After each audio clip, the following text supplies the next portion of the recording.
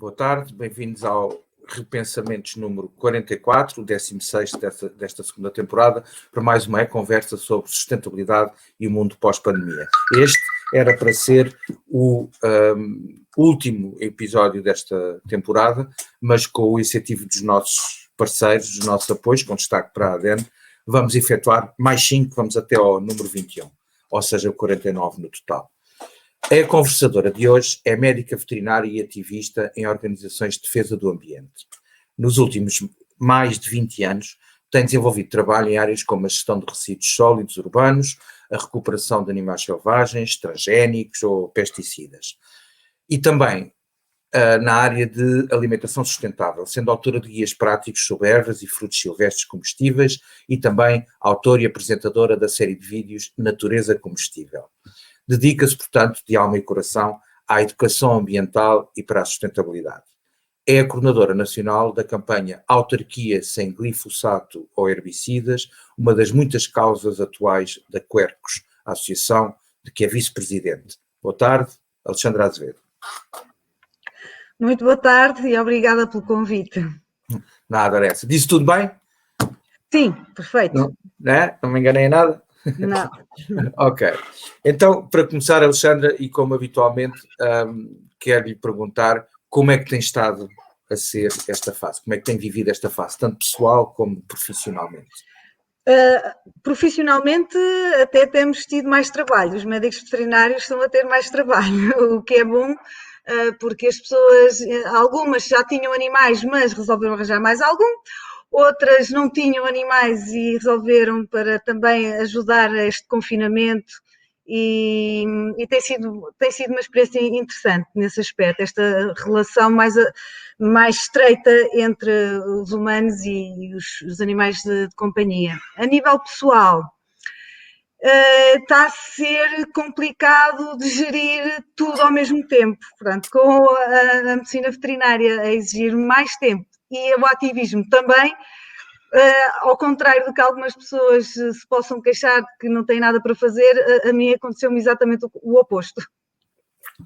Pois tem havido, não sei, eu agora vou fazer aqui um parênteses. Como eu teve no ano passado, na primeira fase de confinamento, começou a ficar alegremente surpreendida pela positiva, portanto, com a evolução das mentalidades e das pessoas a terem mais apetência por as temáticas ambientais, e depois isso tem-se desvanecido um bocadinho. Esta é a minha sensação, também foi a sua? É sim, eu acho que há muita coisa que está a acontecer que nós não sabemos e que também não vem na comunicação social, que está demasiado focada no problema em si. Isto é um bocado como na miopia, não é? Quanto mais perto olhamos para o problema, mais perdemos a noção do conjunto. Agora, eu acho que sim, que há situações um bocado dramáticas e quando as pessoas começam a passar privações em bens básicos, não é? Para a sua subsistência, outros valores e outras preocupações são relativizadas. Agora, o que também me parece é que há cada vez mais pessoas a repensar, e acho muito interessante o termo da vossa rúbrica, porque acho que é um bocado isso que está a acontecer com cada vez mais pessoas, e está a ser uma oportunidade de abertura de consciência. Aliás, todas as situações da nossa vida são sempre oportunidades para isso. Sim. Nem sempre isso acontece, ou seja, nem sempre nós aprendemos as lições que era suposto aprender com aquele episódio, mas às vezes também é preciso algum distanciamento, não é? Às vezes a gente só cai na realidade quando já passámos pelas coisas, portanto, tudo nos vai moldando, nunca somos completamente iguais. Por isso, muita coisa boa vai acontecer, mas também muita coisa má, não é? Isto é sempre um balanço que às vezes não é fácil de ler.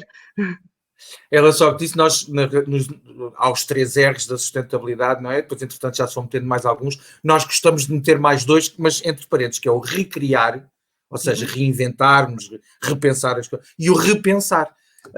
Ambos entre parênteses, mas acrescentamos à lista dos R's da sustentabilidade, porque no fundo também são os que fazem, podem fazer a diferença a nível de evolução de mentalidades, que é que é o importante, é a base para depois haver uma evolução de comportamentos, não é? E a propósito disto, Alexandra, vou-lhe perguntar, como é que tem visto a evolução das políticas, das mentalidades e dos comportamentos no que diz respeito ao ambiente? Isto é, até à pandemia e agora durante este ano, porque são duas coisas diferentes, não é? Mais ou menos. Eu penso então, que há políticas que já se desviavam daquilo que deveria ser a orientação, nomeadamente sobre os fogos rurais, por exemplo, e que se manteve inalterado com a pandemia. Ao nível da higiene urbana, posso considerar que a pandemia veio fazer aqui também algum retrocesso. Porquê? Quando estamos numa tendência de abandonar herbicidas em espaço público urbano, e não só, mas pronto, em espaços urbanos, em concreto, o uso dos desinfetantes de forma generalizada veio aqui ser um bocado contraproducente. E, inclusive, chegou-nos algumas denúncias ou queixas de pessoas que tiveram a morte de algumas plantas no seu jardim, quando essa pulveriza, neste caso não era por herbicida, mas era por um desinfetante na via pública, e aquilo espalha uma nuvem, é normal que isso vá afetar também as plantas. Mas isso não significa que se esteja a desvalorizar a preocupação dos responsáveis políticos, neste caso a nível local, por maior segurança nas pessoas. Agora, uma coisa é aplicar desinfetantes em sítios mais específicos, os corrimões ou os multibancos, outra coisa é estar a fazer realmente aplicações mais generalizadas. Isso é que merece ser repensado, sem dúvida. E mais no geral, nós temos visto realmente, pelo menos, o ambiente entrar no discurso político e supostamente nas intenções dos políticos. Sim, isso há muito tempo já. Sim. Mas com mais ênfase nos últimos tempos. E por isso é que eu estava a dizer, por exemplo, também no início da pandemia, eu estava agradavelmente surpreendido, não só com os nossos políticos, porque parecia que as coisas se iam traduzir em questões práticas, não é? E eu aqui falo não só do ambiente, mas não só de sustentabilidade ambiental, mas de sustentabilidade social também, que é importante. Mas depois eu diria que as coisas têm vindo a desvanecer um bocado. Ou seja, continua o discurso, mas estamos a ver que o desfazamento é mais ou menos como cada um de nós. O desfazamento é de evoluirmos mentalmente e depois mudarmos as nossas práticas. Há ali um desfazamento. No caso das políticas e dos anúncios, há muita coisa a ser anunciada no bom caminho, mas depois vocês saberão melhor do que eu, que estão mais atentos. Depois as práticas, ou seja, a aplicação e a conversão disso em leis e depois a destas em aplicações práticas é uma coisa que ainda vai demorando sempre, não é? E é quando é aquilo que foi anunciado. Sim, eu diria que realmente aqui com a Covid houve aqui um compasso de espera em muita coisa.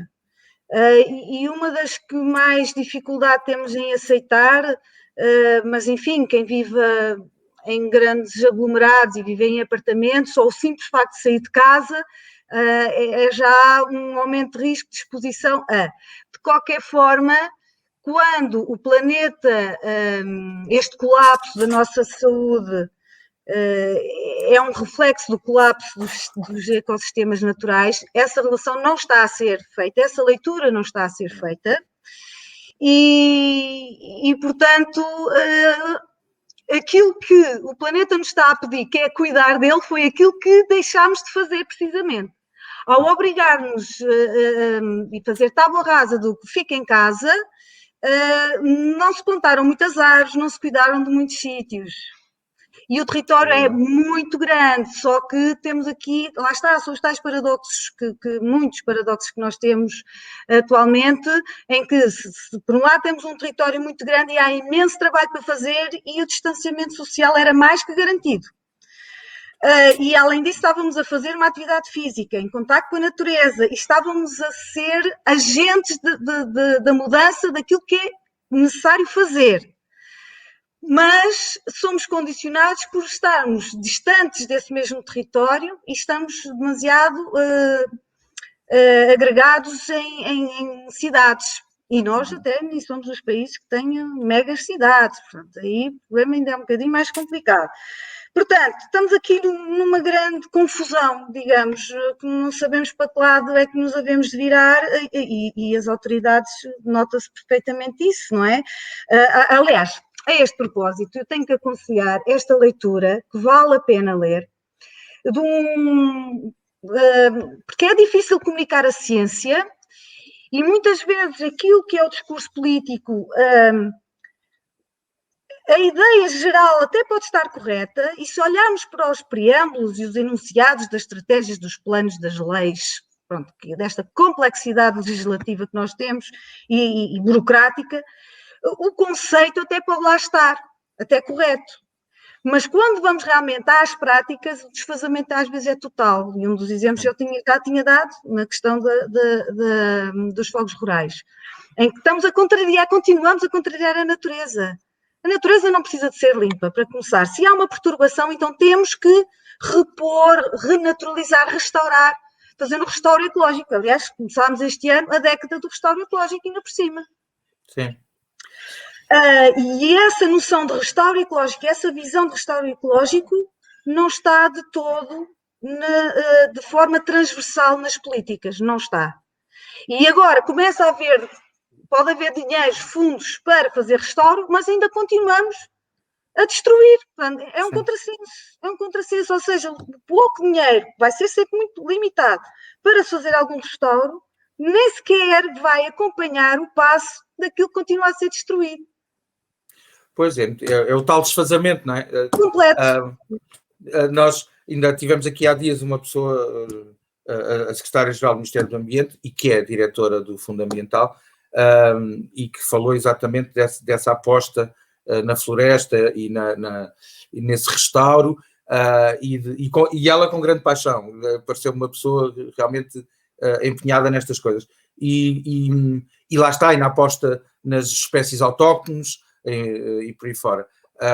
Mas sim, mesmo na conversa com ela eu percebi que ela própria sente que isto é o que nós podemos fazer com estes meios, mas era preciso tanto mais, não é? Para já era preciso mudar a lei, para começar, porque esta lei que obriga a que nas faixas de gestão de combustível, ou seja, que não é despiciente, estamos a falar de 50 metros à volta de habitações, 100 metros à volta das nossas aldeias, vilas e cidades, e depois também nas faixas das estradas e caminhos, são 10 a 15 metros, se não estou em erro. Isto são muitos quilómetros quadrados de território, temos um território muito humanizado. Sim. E essas faixas são precisamente as zonas que mais oportunidades teriam de aplicação desta visão. Mas a visão que se impôs logo a seguir aos grandes incêndios de 2017 foi exatamente a oposta. É desmatar. Desbravar tudo. Desmatar. Desmatar. É verdade que onde há povoamentos de eucalipto e pinheiro, como nós sabemos, são as espécies florestais com mais implantação no país. E se elas estão em povoamento, ou seja, com aqueles compassos muito curtos e tal, até ao limite das casas, das aldeias e das estradas, obviamente aí estamos todos de acordo que isso não deve ser. Tem que se fazer assim. Corta-fogos, não é? Essas faixas têm que ser libertas desse povoamento. Agora, isso não é sinónimo de ser libertada de toda e qualquer estação. E ainda por cima andarem-se com práticas que só servem para gastar dinheiro inutilmente porque é um desperdício. A fazer mobilizações de solo, por exemplo. Não estamos sequer a permitir que o solo sequestre carbono. Pois é. Veja só isso. Portanto, como é que se pode combater a desertificação, que é um dos muitos fenómenos das alterações climáticas, criando desertos? Sim. Não, e pôs o ónus aos cidadãos, tem que limpar aquilo, acabou, mas não se lhes dá formação nenhuma. É limpar, matar, desmatar, acabou. E se não, paga. Mais há de haver muitas pessoas que até com um bocadinho mais de formação, ocorreu-me isto agora, corrija-me se estou enganado, um bocadinho mais de formação, e que não, eu não vou limpar aquilo tudo, eu vou pôr aquilo de maneira a que sirva esses propósitos, mas sem tirar a capacidade de descarbonização sem ter que transformar aquilo em areia. Mas não vou fazer isso porque chegam lá e multam-me porque eu afinal não limpei. Não é? Sem dúvida. E projetos, por exemplo, de permacultura, em que o eucalipto também está integrado no processo, mas obviamente noutros compassos e tal, mas se esse projeto de permacultura se situa dentro de uma área urbana, por exemplo, simplesmente esse eucalipto, imaginem o paradoxo, ou seja, um ambientalista até estar a defender o eucalipto, porque realmente a culpa nunca é da planta, para começar. Claro, exatamente. O eucalipto não tem culpa que o tenham plantado para aqui aos milhões, não é? Por exemplo, exatamente. Portanto, o problema nunca é da planta, para começar. E muito menos das invasoras. Aliás, as invasoras são as nossas maiores aliadas. Só uma planta tão eficiente como é uma acácia é que permite, 1 ano ou 2 depois de um grande incêndio, nós temos um bosque, uma monocultura da acácia, não cresce lá mais nada. É verdade. Mas a função mais essencial que o planeta tem que assegurar é a fotossíntese, porque é o nosso pulmão. O nosso grande pulmão é a vegetação. Portanto, quando nós, humanos, perturbamos de tal maneira o coberto vegetal natural, a natureza só tem uma coisa a fazer, que é, para manter essa função vital, manda os seus aliados mais poderosos. Que são todas a panóplia de espécies ditas invasoras, mas elas estão-nos a fazer um grande serviço. Aliás, a natureza nunca nos vai dizer, não, já não vou fazer mais oxigênio, vocês estão a tratar tão mal. Imagine os anos de sofrimento de uma árvore urbana, por exemplo, com as podas agressivas que é sujeita. Para ficar bonitinha, não é? Para ficar horrível. Uma poda radical, ela não fica de todo bonitinha. Pois. Mas vai a esse extremo. Mas o tal falta de repensamento, porque simplesmente fiz sempre assim se continua a fazer, até que às vezes mude o executivo de uma autarquia, até que surja alguém que consegue pôr a mão na consciência. Alguém que repensa montante, não é? Mas depois lá está. Mas depois, mesmo assim, encontra resistências. Muitas, não é? Porque eu faço assim há 30 anos, então agora vem este e quer mudar isto tudo. Estamos claramente aqui numa... Eu não gosto de usar o termo de luta ou de combate ou não sei o que é, mas estamos aqui numa clivagem, chamemos-lhe assim, geracional, claramente. Sim. E eu vejo isso até em termos profissionais. É curioso que eu estou numa zona rural, pessoas que toda a vida tiveram cães e gatos, mas lá na rua, alguma vez as pessoas tinham uma relação de proximidade e que se preocupavam quase como se fosse um momento da sua família. Não, já os tempos eram outros, isto não quer de modo algum parecer que esteja aqui a fazer julgamentos. Nós nunca podemos fazer julgamentos porque as pessoas, enfim... Retroativos, não é? Tem que se enquadrar na mentalidade daquela altura, não é? E não é só uma questão de mentalidade, é uma questão também de necessidades, a vida era completamente diferente, portanto temos sempre que fazer as leituras muito bem contextualizadas. Mas é curioso que essas pessoas, as mesmas pessoas agora que já são idosas, descobrem a relação com os animais de uma maneira diferente. Muitas vezes por elas próprias, outras vezes pelos netos. E às vezes vão ao veterinário, que nunca iam, porque também algumas nem tinham, às vezes tinham para comer, quanto mais ainda para levar um animal a um médico veterinário. Portanto, convenhamos, portanto, tudo tem o seu momento e as suas prioridades. E às vezes agora são, digamos, que estimuladas a ir porque o neto ou a neta não se cala e tem pena, não é? Portanto, está a ser interessante, mas ao mesmo tempo, para essas pessoas, também está a ser importante esta frescura e este olhar que os netos trazem em relação aos animais, em relação com os animais e à natureza e tudo. É importante, mas estamos claramente aqui numa clivagem. A sociedade está a mudar mais depressa mas isso há sempre este tal desfazamento, do que a própria legislação e as políticas. A sociedade já está... As soluções existem, o conhecimento existe.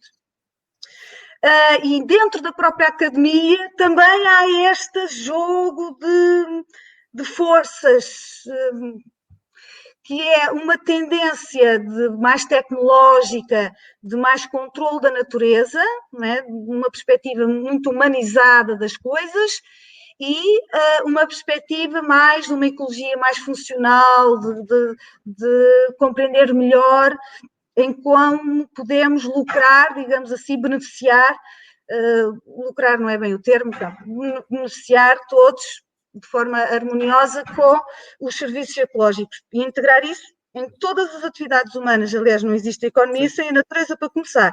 E das principais atividades económicas que dependem integralmente dos serviços ecológicos é a agricultura. E esse é um dos grandes esquecidos no meio desta pandemia toda e dos problemas de saúde pública que nós temos. Temos um problema gravíssimo em Portugal de aplicação massiva de pesticidas, de destruição de ecossistemas, em particular no Algarve e no Alentejo, se bem que eu estou na zona oeste, onde isso já aconteceu, há umas décadas atrás. Já foi, não é?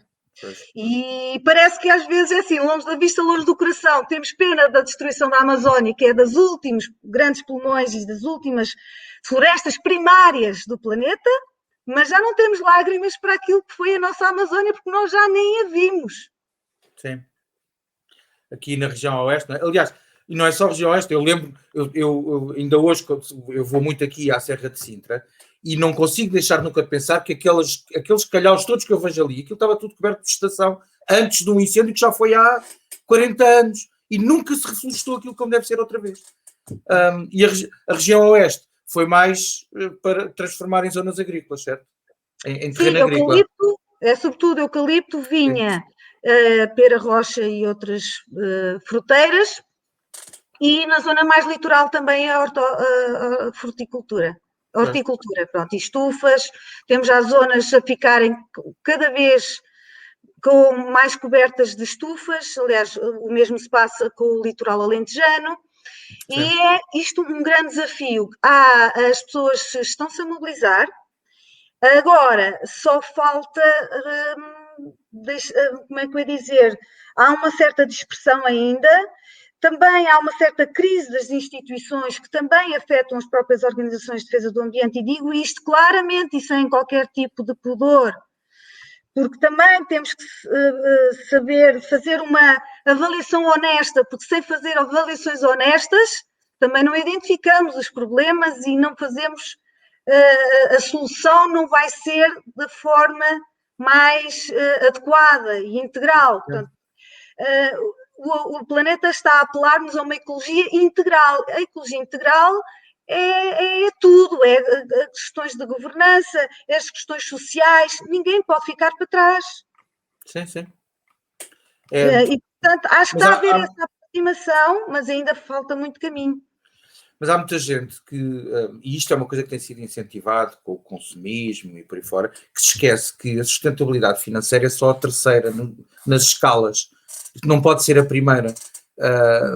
Ou então corremos o risco de os nossos filhos e netos não vão ter planeta onde viver, mas fica cá muito dinheiro a viver alegremente, sozinho, sem humanos.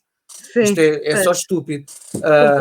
Tem que ser primeiro a sustentabilidade ambiental, por muito que isto faça confusão às pessoas, mas tem que ser, porque sem planeta não há nem pessoas nem dinheiro. Depois a social, porque sem planeta não há pessoas, e só depois a financeira.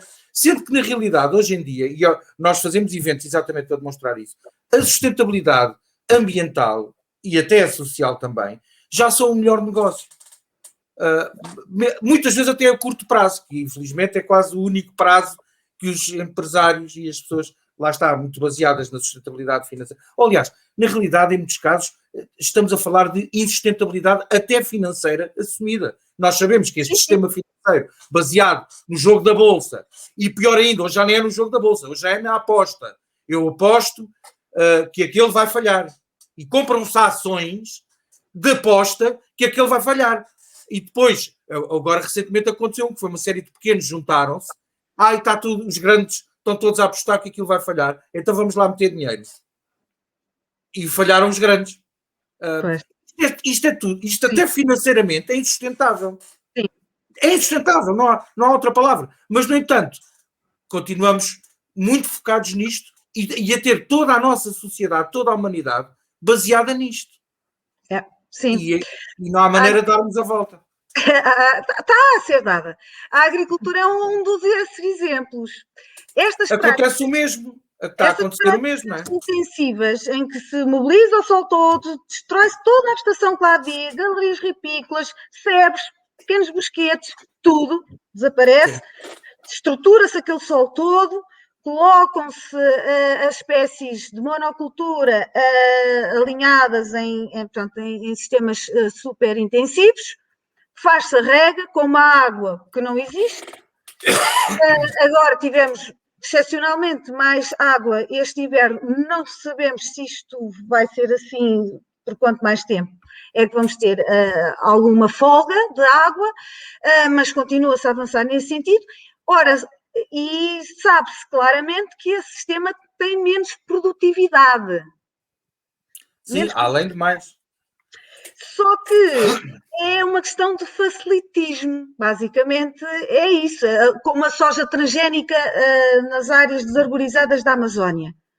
Ela é pulverizada de avião, porque tem resistência ao glifosato. Ela produz menos, já se sabia, eles sabem disso, que ela tem menos produtividade. Mas continua. Espaço é coisa que não falta para aqui, planta-se mais. Exato, e é prático, agarra-se no avião, pulveriza-se tudo e quem estiver por meio temos pena. Portanto, é esta economia que mata, que o Papa Francisco tanto fala, e este apelo à ecologia integral faz aqui realmente todo o sentido e a Covid supostamente devíamos lembrar mais disto, mas como já se está a perceber, quando temos um plano de resiliência e de recuperação que as questões da agricultura e da alimentação estão esquecidas. As questões fala só na inovação. Inovação? Quê? Mais transgénicos? Mais fitofarmacêuticos, como são apelidados eufemisticamente os pesticidas, que às vezes mais não são do que novas substâncias, ali uns lixeiros arranjos às vezes nas moléculas, para depois se proibirem, se retirarem do mercado outras mais antigas para depois poderem pôr aqueles mais caros e depois quem sofre no meio disto tudo são mais uma vez os agricultores e os consumidores, obviamente. Pronto, que inovação é que é esta? Também é interessante saber porque não é aprofundado. E as questões da floresta, mais uma vez, outra componente importante da resiliência de um território, com esta visão de restauro ecológico que ainda está muito longe de ser aplicado e já temos toda uma estrutura, toda uma máquina de destruição, de desmatação e de arboricídio, é complicado. Vai ser complicado reverter isso, portanto. Por isso, da literatura que consultei em relação a estas doenças que estão cada vez a aparecer mais, e são realmente muitas, são várias centenas nas últimas décadas de novas doenças. Sim, sim. E que afetam, sobretudo, áreas mais urbanas, países que tenham mais ameaças, como é óbvio, não é? Sim. Porque as pessoas estão mais fragilizadas. Agora é tudo autoimunes. Agora andamos todos mergulhados em autoimunes. Claro que sim, pudera. Então, e com as doenças oncológicas e todas as doenças degenerativas. Aliás, eu vejo isso também na minha prática clínica. Não tenho aqui nenhum estudo científico com os dados que eu possa ter recolhido para vos apresentar, mas posso dizer que, por exemplo, era raro, muito raro, e eu já tenho prática clínica de 30 anos, era muito raro aparecer gatos com problemas alérgicos, e agora aparecem gatos com problemas alérgicos graves. Pois, portanto, já vai nos animais. Sim. Sim, também é verdade. Alergias, problemas também de oncológicos nos animais estão a aumentar. E, portanto, nas pessoas é o mesmo. É equivalente. Nós, entretanto, ficámos na conversa com base ainda na primeira pergunta, e eu tinha aqui uma série de outras coisas para lhe colocar, mas de qualquer maneira estamos a falar da base disto tudo, que também no fundo é o que interessa. Alexandra, eu imagino que não seja a sua especialidade direta, mas vamos dar um saltinho à mobilidade porque é a nossa.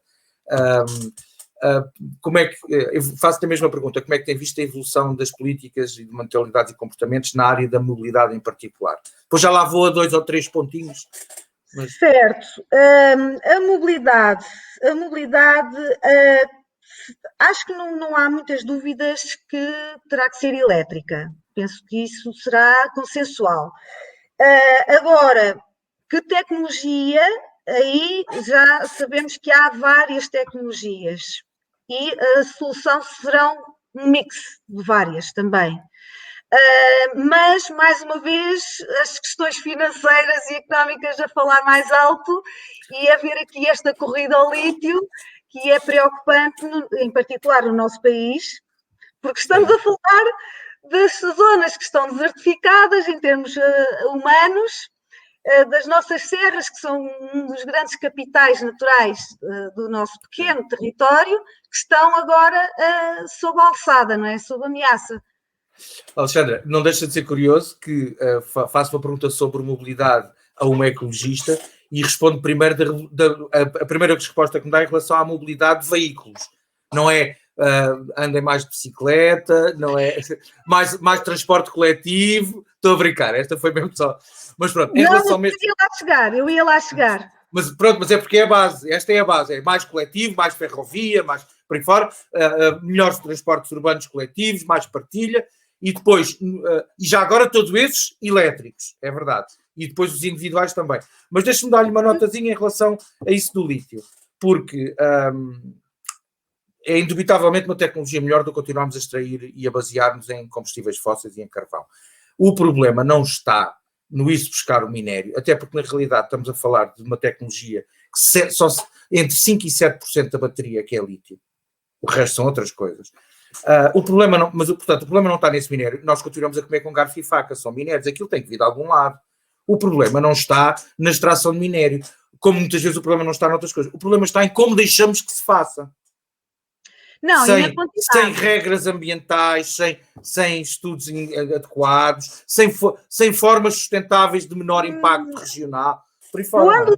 Quando o nível de consumo é tal, não há forma de compatibilizar. Não, uma tecnologia, por muito sustentável que possa ser, quando há esta permanente corrida a uma solução tecnológica. Sim. E uma sucede à outra, que nem sequer chega a pagar o seu passivo ambiental, nós estamos sempre a acumular dívida ambiental. E então, eu comecei pelo fim, digamos assim, mas agora vou atrás, porque estas questões da energia e do nível de necessidades tem tudo a ver com os nossos, a própria sociedade, até a maneira como nós consumimos e como nos distribuímos no território. Sim. Será um bocado inevitável estarmos mais concentrados no litoral e em algumas cidades com alguma dimensão. A Covid veio baralhar um bocadinho as coisas, não é? E o que sabemos de outras civilizações é que houve megas cidades, no tempo dos romanos, maiores, agora sabemos que maiores do que aquilo que imaginávamos, sim. Não há muito tempo atrás, e que houve o seu colapso, não é? Portanto, nós podemos e que eram enormes propagadoras de doenças. Tudo, por claro. Exemplo, aliás, grande parte da doutrina moral católica, por exemplo, advém de problemas que existiam na altura e era preciso mudar os comportamentos das pessoas. Depois dá-se justificações divinas, porque das pessoas de outra maneira não aceitavam. Mas era preciso mudar aqueles comportamentos, porque estávamos a ser dizimados com pragas e com transmissibilidade e por aí fora também. Tem mais a ver com comportamentos, tem a ver com muitas coisas ao mesmo tempo, é mesmo a acumulação. O habitat natural do humano, quer queiramos, quer não, continua a ser o bosque. Não é o botão. Não é o botão. Por isso, isto levava-nos uma longa conversa, mas a questão realmente é premente. E uma das coisas onde há maior intensidade energética é na agricultura, por exemplo. Sim. E ganharíamos mais em termos de descarbonização.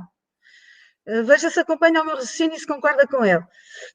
Ganharíamos mais em descarbonização e em sequestro de carbono mudando as práticas agrícolas e mudando o nosso regime alimentar, voltando, e não precisamos de inventar nada de novo, mas enfim, nós somos criativos, como a natureza está em permanente adaptação, também temos que saber aproveitar, não podemos estar simplesmente agarrados aqui a tradições, não é? Mas não há dúvida que temos uma boa tradição alimentar da dieta mediterrânica, reconhecida internacionalmente, a nível mundial, inclusive, e temos ainda a vantagem de toda a inovação alimentar que está a acontecer ao nível da cozinha vegana, ovo-lacto-vegetariana e tudo mais, onde podemos dar mais cor, ainda mais, mais diversidade ao nosso palato. E acho que isso é um dos grandes prazeres que nós temos na vida e acho que toda a gente merece, e não é um luxo, não pode ser um luxo, ter uma alimentação de qualidade, saborosa, nutritiva, para toda a gente. Esse devia ser o desígnio número 1.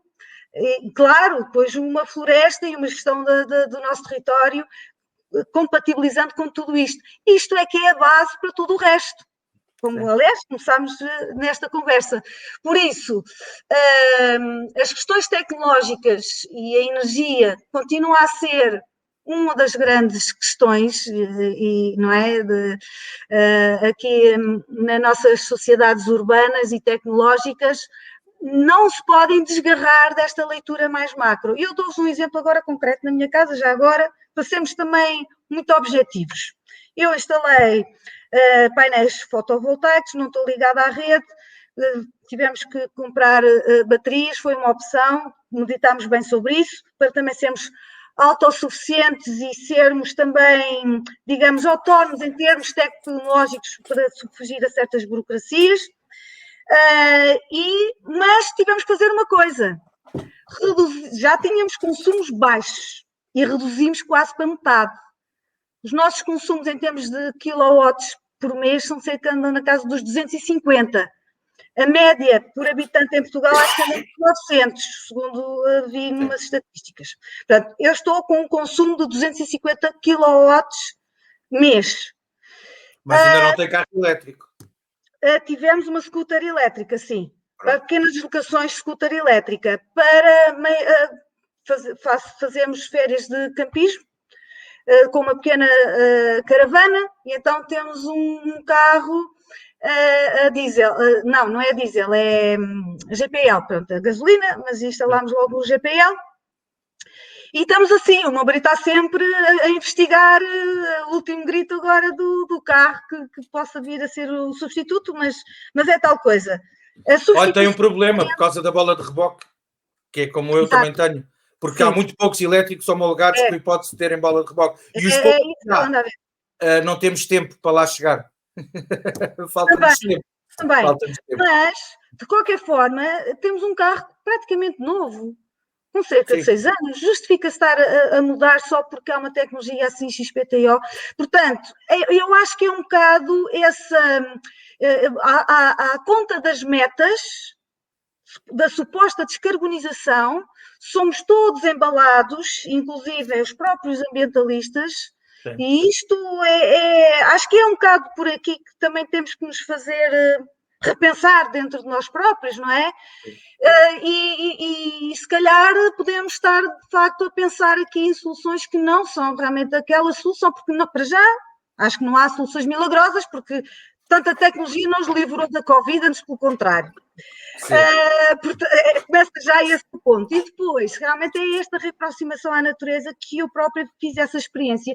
Outra das grandes soluções tecnológicas, já agora, continuando aquilo que eu estava a dizer, que eu fiz aqui em minha casa e que nos permitiu reduzir os consumos, que para quem viva num apartamento no centro de uma cidade será impraticável, mas quem viva em bairros mais suburbanos, isso até já poderá ser viável, desde que criemos espaços produtivos à volta das áreas habitacionais e não como nós vemos quando estamos a aproximar de Lisboa. O que é que vemos? Vemos prédios e mais prédios com áreas degradadas à volta e que poderiam estar a dar bosque, por exemplo. E isso dá muitos recursos a vários níveis, muitos níveis. Mas eu tenho um pequeno terreno à volta da minha casa onde recuperei um pequeno bosque. Tem só cerca de 20 e qualquer coisa anos. E isso permite-nos perceber, permitiu-me a mim, como ambientalista, para não estar também sempre colado a um ecrã, que esse é outro dos problemas dos ambientalistas, às vezes, com tantas consultas públicas, com tantos relatórios, tantas leis, com tanta coisa, nem temos tempo para olhar para uma plantinha e para estar na terra, com as mãos na terra e não sei o quê. Portanto, eu senti que isso não podia acontecer e o que é que acontece? Este território foi suficiente para eu produzir alguma lenha e uma das coisas que fizemos, quando fizemos assim uma eureka num curso de introdução à permacultura, foi desmantelar o nosso recuperador de calor que tínhamos no centro da sala e pusemos um fogão de lenha, que era das coisas mais básicas que qualquer casa. Assim, temos uma casa no meio rural e, no entanto, tínhamos uma mentalidade urbana. Urbana, é. Completamente, portanto, e a minha lenha é zero carbono, porque balanço zero, porque aqui nem sequer existia nada, não é? E fomos nós que a colocámos cá. Eu não gosto nada dessa conta. Eu sei, eu também. Se não a queimássemos, aquele carbono ficava lá na madeira. Mas pronto, mas eu tento fazer gestão. Em relação ao que era antes. Sim. Mas há alguma energia, mas esta é zero no sentido que não foi preciso nenhum carro a combustível, cortá-la, carregá-la. Somos nós, não é? A madeira aquece 3 vezes, a lenha aquece 3 vezes, quando a cartamos e quando a queimamos. Boa, bem visto. Mais 2 notinhas em relação ao que disse. Tem aproveitamento da água pluvial também? Sim, claro, sim. Pronto, aliás, quando houve as grandes secas em 2005, foi logo uma das opções que fizemos, mas antigamente aqui... Mas tem 2 canalizações ou não? Não, ela depois é puxada pelo mesmo motor. Não, o que eu estou a dizer é, por exemplo, para a sanita não estarem a usar água que dá para beber. Pois, a nossa casa, na altura já estávamos a pesquisar esse tipo de sistemas e não foi fácil e não temos essa dupla canalização. Eu faço outra coisa que é tenho um baldezinho na casa de banho e uso a água do aquecimento da água do banho para o balde e depois é essa água que uso na sanita. Sim, claro é o melhor que consigo. Absolutamente. E para tudo aqui fora uso o que aproveito da chuva. Para regar. E o número de banhos que tomamos. Sim. Outra das coisas é o consumo de água, que é exorbitante. Sim. Exorbitante. Nós aqui temos um consumo muito pequeno. Para já, a rega é mínima. No jardim, neste momento, já não precisa sequer. Ao nível interno, também, do uso doméstico, também usamos muito pouca água. Ao nível da horta, idem, até porque comemos ervas. Fazemos pão de bolota. Aliás, já estou a usar bolota no meu pão de carvalhos que nós plantámos com apenas 15 anos. Deixe-me dar, voltando um bocadinho atrás, deixe-lhe dar mais um repensamento em relação ao vosso carro com 6 anos. Será certamente um bom carro para daqui a algum tempo. Não é mandar para abate e comprar um elétrico novo. É converter esse para elétrico. Antes de comprarmos os carros, porque este já veio substituir um outro, o meu marido andou a pesquisar e teve quase para mandar vir da América um kit de adaptação para carro elétrico. Precisamos da Quercus nesta luta também. É preciso... nós já demos ao Secretário de Estado da Mobilidade toda a matéria de facto. Isto é uma coisa que se faz há muitos anos. Curiosamente, faz por motivações um bocado de... tem sido sobretudo em clássicos. Ou seja, a mesma pessoa que eu quero ter o Mercedes não sei o que de 1938 e até o botão da bateria tem que ser o de origem. Depois também, mas tenho o primeiro Porsche 911 de 1967 convertido para elétrico. São motivações egocêntricas na mesma. Mas antes assim. Mas isto tecnologicamente não é rocket science, é uma coisa que se faz há muitos anos, é extremamente simples. Temos cá muito quem faça, no ISEL, no Politécnico de Setúbal, Politécnico de Leiria, Politécnico de Tomar, na Universidade do Minho. Pois, mas não comerciais para o comum do cidadão. Não, porque temos uma lei, nós para já temos uma lei que impede, por exemplo, em Inglaterra, há construtores de automóveis que fazem 15 ou 20 ou 30 carros por ano. Cá isso é impensável. A nossa legislação não permite isso, porque para homologar exatamente. Ou é para fazer 30 milhões ou então nunca mais consegue rentabilizar aquilo. Sim. É um problema de homologações que não vai ser fácil. E de regulamentação. Falta evoluir a nossa legislação, que ainda é basicamente a mesma de quando se trocava os motores a gasóleo para gasolina. Aliás, ao contrário, a gasolina para gasóleo, para se gastar menos. E, portanto, ainda é basicamente essa legislação, e que depois não tem regulamentação, como, por exemplo, tem o GPL. Não há regulamentação. Portanto, do IMT o que nos dizem é, nós não podemos dizer que não, mas também não temos como dizer que sim. Pois. E está parado. E é um pode ser uma indústria de referência para Portugal. Nós temos cá tudo. Temos o lítio. Até o lítio temos. Falta, pelos vistos, vamos ter a refinação. Falta a fábrica de baterias. É escusado isto depois andar de barco, ou seja lá, para trás e para a frente. Falta cá na cadeia a fábrica de baterias, já que enquanto estamos nesta tecnologia. Nós temos cá o know-how para fazer quer os controladores de bateria, quer os controladores dos motores. Temos cá esse know-how. Há quem saiba fazer isso. Temos quem faça motores elétricos. A EFASEC, por exemplo. Um motor elétrico para um elevador ou para um carro pode ser o mesmo. A parte informática é que depois lhe vai explicar para o que é que ele serve. Tem essa grande vantagem, não é? E temos motores elétricos com 100 anos a trabalhar no mesmo elevador em Lisboa. Mas pronto. Temos cá tudo. Temos cá, inclusive, players já interessados nisto. Há quem esteja já a fazer conversões de tuk-tuks, por exemplo, bastante massificadas, porque eles estão a deixar de poder circular se não forem elétricos. Mas falta uma aposta em evoluir esta lei por aí fora. A Quercus aí pode ser muito importante. Alexandra, este era mesmo um recadinho, e nós temos o material todo, já o pusemos todo, inclusive as legislações que foram recentemente aprovadas, quer em França, quer em Espanha, no ano passado. Na Holanda isto faz há muitos anos, Inglaterra faz há muitos anos, nos Estados Unidos faz há muitos anos. É como disse, nos Estados Unidos há sites que é carrinho de supermercado. Eu escolho aquilo para eu fazer lá em casa. Eu acho que também deve ser possível fazer lá em casa, mas tem que se criar condições para se criar uma indústria certificada, com segurança, etc. E que cada processo não comece do zero, que é o que acontece agora. Eu faço 30 transformações iguais, aquele kit tem que estar aprovado, e depois aqueles veículos é só ir numa inspeção B e está a andar. Não, hoje em dia é uma coisa complicadíssima. Quando quiser, eu imagino que uma médica veterinária não seja a especialista neste assunto, mas ponha quem quiser na Quercus a falar connosco, porque nós neste mês já criámos um painel académico, inclusivamente, de várias pessoas que fazem isto todos os anos, e da professora Maria Helena Braga, que é grande especialista em baterias e já tem uma data de patentes e por aí fora, e trabalhou com o Prémio Nobel desta área, da física, e temos muito gosto em falar convosco sobre isto. Entretanto, já passámos o nosso tempo, portanto, eu tinha aqui mais uma data de coisas que vou-lhe pedir perguntas tipo questionário americano, pode ser? Sim ou não? Porque não quero mesmo deixar de passar isto. Ainda na mobilidade, aeroporto de Lisboa. Muito rápido. O que é que quer dizer? Insustentável é a massificação do uso do transporte aeroportuário. Não é? Pronto. Mas olha, também estamos a dizer aos lisboetas todos, tem que passar para carros elétricos, e depois construímos lá um cais de cruzeiro para aumentarmos o tráfego de cruzeiros. E depois, se fizermos as contas, por cada cruzeiro barco daqueles que entra no Tejo, era preciso os lisboetas estarem todos, não é sem andar de carro, era sem comer um dia inteiro, para compensar aquilo. Exato. Mas pronto. Sim. E o aeroporto a mesma coisa. Mais ferrovia. Terá que ser construído eventualmente outro, mas...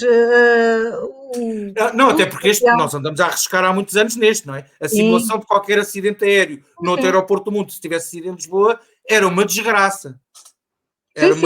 Dependendo também de para que lado é que estava o vento nesse dia. Mas se fosse a descolar para dentro de Lisboa ou a aterrar de dentro de Lisboa, nós andamos a fugir às probabilidades há muito tempo. Sim. Termos pronto. Sim, o fazer outro, sim. Não era ali. O turismo de massas é o mesmo que também está aqui a pressionar o uso do avião. Ferrovia. Andámos a desmantelá-la e agora vamos ter que reerguê-la. Sim, mas se calhar o que nós precisamos não é de ainda mais rápida velocidade em alguns casos, não é? O que nós precisamos é mais soluções, mais horários, não é? Sim, mais cobertura. A nível urbano é realmente elementar haver melhor oferta nos transportes públicos, sejam eles quais forem, e sobretudo na ferrovia, claro. Agora, a nível de ligações à Espanha, sem dúvida, e bastaria só algumas, não fazer ferrovias, agora quer dizer, queremos passar do 8 a 80, andámos a desmantelar e agora já queremos fazer tudo e mais alguma coisa e de novo, e de raiz. Também não me parece viável sequer. Claro, a gente sabe. Mas pronto. sim, mas neste momento, por exemplo, não, temos que mais rápido para o Porto, desculpem, mas temos. Não chega? Aqui é 1h45, não é? Absolutamente. Por amor de Deus, vão a trabalhar vão a trabalhar no comboio e calem. Exato. Não é preciso agora não, vamos usar esse dinheiro é para preencher outras zonas que estão a precisar da ferrovia, a quem foi retirada a ferrovia, inclusivamente. Claro. Nós desmantelámos 1.100 km de ferrovia, portanto, passámos 3.600 para 2.500 e a construir 3 autoestradas lá ao lado. Absolutamente, sim, sim. Mas agora, curiosa, só falta ser as mesmas pessoas que agora vão dizer não, mas temos que apostar nos comboios. Então quando é que você se vai entregar na cadeia? Por causa do que andou a fazer, não é? Claro, sim, mas sim. Pronto. O caso paradigmático é que a Zona Oeste, estamos tão perto de Lisboa e temos a A8 e temos uma linha obsoleta, nem eletrificada nem duplicada está. Não, é um horror. Mas, e se não fosse um herói, eu gostava tanto, não me lembro do nome dele, do Homem das Barbas, dos agricultores do Oeste, que conseguiu, eu lembro-me sempre dele e agradeço-lhe sempre, quando faço a 8 aquele bocadinho à volta das Caldas que não tem portagens. Não consigo lembrar também. Eu também não me estou a lembrar o nome dele. Qualquer coisa, João Sebastião, era uma coisa assim, que depois, curiosamente, desapareceu dentro de uma debulhadora, quando estávamos prestes a ter ainda mais A8. Sim, teve um acidente muito complicado, desapareceu dentro de uma debulhadora. E quem nessa altura, o partido que nessa altura se juntava às manifestações de corte de estradas e não sei o que, entretanto foi parar ao governo, primeiro decreto-lei, criminalização dos cortes de estrada. Adiante. É o que temos. Mais, muito rapidamente, em 3 ou 4 palavras, o vosso parecer em relação ao plano de resiliência. Insuficiente, parcial e que não vai resolver os problemas de fundo. Não é? Vamos estar a deitar dinheiro para não resolvemos nada, perpetuar as soluções erradas, não é? Exatamente. Exatamente. Portanto, caberá à sociedade, às dinâmicas da sociedade, a procurarem respostas quando, ao nível governativo, elas não aparecem. É verdade. Porque as pessoas vão ter que se orientar, vão ter que viver de alguma maneira. Já não temos tempo para o resto, mas vou dizer às pessoas, vão ao site da Quercus para verem esta campanha das autarquias sem glifosato e herbicidas, os vídeos sobre as ameaças silenciosas. 2020, quase ironicamente, foi o ano da saúde das plantas. E em dezembro a Quercus arrancou com uma série de vídeos, vão vê-los. Eu ia pedir para falar nisso, mas já não podemos mesmo, nós temos mesmo que acabar antes de 1 hora, porque senão isto não cabe. Os vídeos de natureza combustível, dê-me uma receita. Pronto, assim muito rapidamente, um exemplo, uma receita de natureza combustível. Sopa de ortigas a base de um caldo verde, só que em vez de porem a couve portuguesa, ponham ortigas. Olha, olha, eu faço esparregado com umas plantas que tenho aqui fora que eu nem sequer sei como é que elas se chamam. Mas houve outra pessoa aqui que diz, eu faço esparregado com isso é ótimo, fica assim até um bocadinho mais picante do que os espinafres, é ótimo. Olha, é uma planta daquelas que nasce para aí, que ocupa tudo e que não serve para mais nada. Pronto. Pode ser as algas, pode ser... Eu não sei o nome daquilo. Mas é bom, mas é bom. Alexandra, para terminarmos, como sempre acontece, sublinho novamente, vão ver o site da Quercus. Há muita coisa que obviamente nós não falámos e que vale a pena ir lá espreitar. O que é que acha que cada um de nós pode e deve fazer para mudar o mundo que tínhamos antes? Repensar realmente as prioridades. Essa é uma das grandes questões e às vezes para ser feliz na vida não precisamos às vezes de certas coisas mais materiais, ou viagem de sonho, ou ter este ou aquele bem de consumo. É mesmo termos mais tempo a desfrutar do ar livre, do contato com a natureza e cuidarmos mais dela. E do nosso organismo, mudar a nossa alimentação, precisamos de alimentos vivos, estamos nesta situação de limite que nos deve realmente impulsionar a cuidarmos do macrobioma, que é das nossas ervas, dos nossos arbustos, das nossas espécies que eram a antiga Amazónia, e também do nosso microbioma. Temos que ingerir alimentos fermentados e haveria aqui algumas sugestões a fazer, ficarão com outra oportunidade. havemos de ter mais. Aliás, eu agora a seguir a desligar-me vou-lhes fazer um convite, mas sobre esse ainda não posso falar aqui. Alexandra, obrigadíssimo. Vamos manter-nos em contacto e temos certamente coisas para colaborar. Obrigada mais uma vez pelo programa e até sempre. Obrigado. Quanto a si, o que lhe vou dizer agora até vai parecer mentira. O E-Conversador da próxima quinta-feira, dia 1 de abril, é bem conhecido de todos nós, o talentoso e divertido António Machado. Ator, humorista, piloto nos tempos livres e pai a tempo inteiro. Vamos falar do panorama da cultura atualmente, na primeira pessoa, de práticas sustentáveis, de mobilidade e da evolução dos seus queridos desportos motorizados para a sustentabilidade. E calhando, ainda lhe prego uma outra partida de 1º de abril, ou mais provavelmente, ele a mim e a todos nós. Por hoje, fique saudável e aproveito também para repensar. Até sempre, até já.